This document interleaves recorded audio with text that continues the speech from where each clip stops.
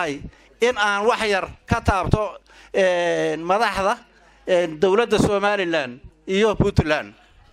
dawladda Somaliland iyo madaxweynaheeda Muuse Biixi aad iyo aad baan ugu mahadcelinayaa siday isugu tashadeen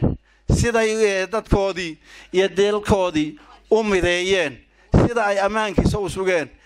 ay gaadhsiiyeen doorasho qof iyo cod ah oo lagu kala badiyo haldheeri sida darteed dadka kale waxa la gudboon ee Soomaaliyeed iyo maamuladooda inay walaalahood kaga daydaan horumarka ay gaadheen iyo dadaalka ay sameeyaan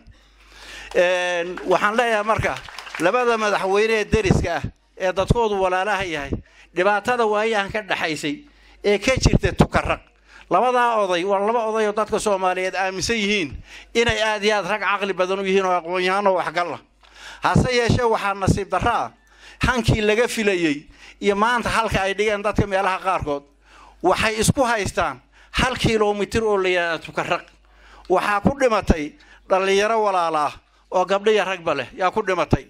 waxa ku gablamay waalido ilmihiisa ku dhintay waxa ku agoontoobay caruur yar yar oo Soomaaliyeed waxa ku rajoobay caruur yar yar oo Soomaaliyeed sabab la isugu qabsada hal buqcad oo kamid ah dalkii Soomaaliya oo dad walaala la isugu dilana ma garanayno sidaa darteed waxaan dhihi lahaa madaxdaas labada gobol labadaas dawladood in ay ka baxaan dhibaatadan iyo dagaalkan inay ka saaraan dadkooda inay